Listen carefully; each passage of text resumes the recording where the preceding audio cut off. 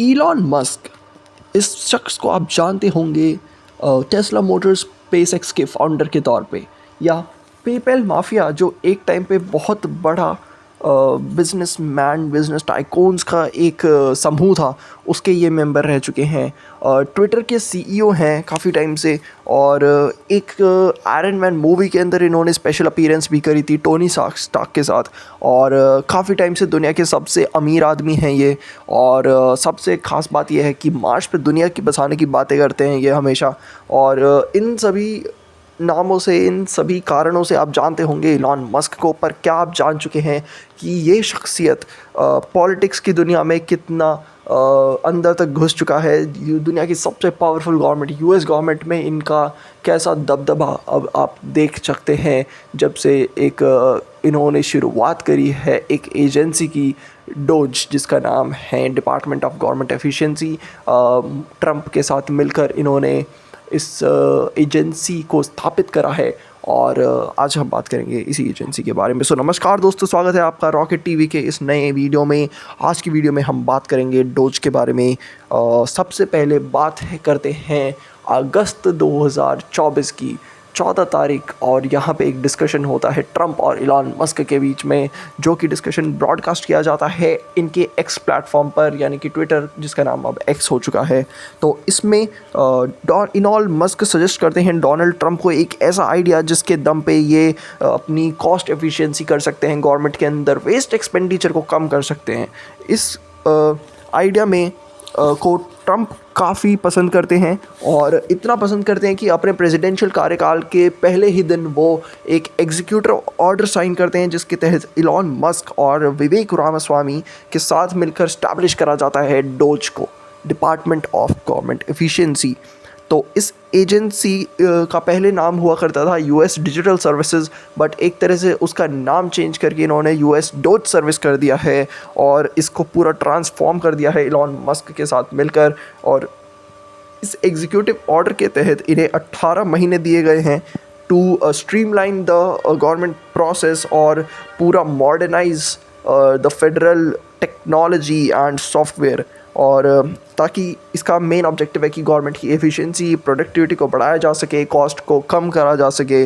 और Elon Musk पूरे तरह इसके पीछे जुट चुके हैं, और इसके इस कह सकते हैं कि इस डिजिटल सर्विसेज के जब से वो लीडर बने हैं, वो अपनी पावर का फुल इस्तेमाल करते हुए बहुत सारे ऐसे कदम उठा रहे हैं जिससे देख के आप शॉक हो जाएंगे, जिसकी बात करेंगे हम आगे वीडियो में।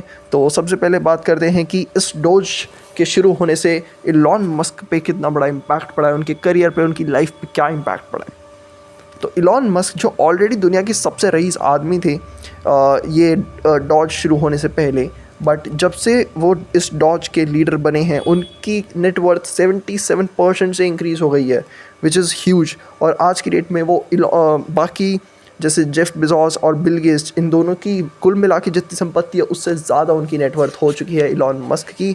तो काफ़ी बड़ा एक इम्पैक्ट पड़ा है। बट आज बात करते हैं कि डोज का क्या अब तक काम कर चुकी है, डोज के साथ मिलकर इलॉन मस्क ने क्या क्या बदलाव करे हैं यूएस गवर्नमेंट के अंदर, और उसका क्या इफ़ेक्ट पड़ रहा है यूएस पे और बाकी सभी देशों पे। तो बात करते हैं सबसे पहले कुछ ही हफ्तों पहले डोज डिपार्टमेंट ने अपना काम शुरू कर दिया है, बिल्कुल ज़ोर शोर के साथ। वो गवर्नमेंट की हर एक एजेंसी में इन्वेस्टिगेशन कर रहे हैं, और काफ़ी सारे सिविल सर्वेंट जो कि बहुत पहले से काम कर रहे थे उनको नौकरी से हटाया जा रहा है।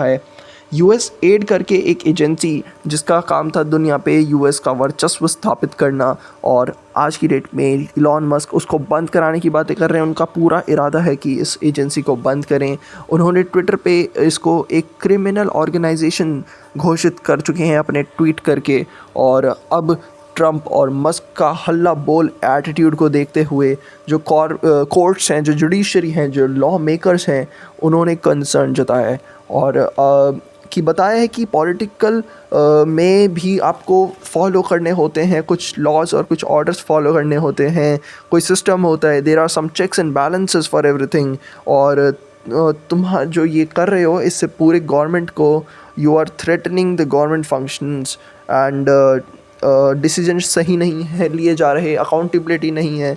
कोई ट्रांसपेरेंसी नहीं है, ऐसा कुछ बताया जा रहा है लॉ ऑर्डर की तरफ से, US government, US law makers और एडवोकेट्स की तरफ से। तो मस्क ने अब इन जजेस के ख़िलाफ़ ही जंग छेड़ दी है, उन्होंने इन जजेस को निकालने की बात कर दी है ट्विटर पे, और वो कह रहे हैं कि ये एक तरह से करप्शन को बढ़ावा देने की बातें हैं और ये बिल्कुल सही नहीं है। तो अब तक डॉज ने क्या कर चुके हैं, सबसे पहले डोज का हम एजेंडा जान लेते हैं। तो डोज का पहला एजेंडा है टू डिसमेंटल एक्सेसिव ब्रोक्रेसी। इसका मतलब है कि एलॉन मस्क और ट्रंप का मानना है कि करंटली गवर्नमेंट में जो इर्रेलेवेंट हैं काफ़ी सारी चीज़ें, काफ़ी सारे काम ऐसे हो रहे हैं जो कि बहुत ही इर्रेलेवेंट हैं, तो इसे बंद कर देना चाहिए। काफ़ी सारी एजेंसीज़ को बंद कर देना चाहिए और उनका मानना ये है कि they can reduce the total number of civil servant by 75%।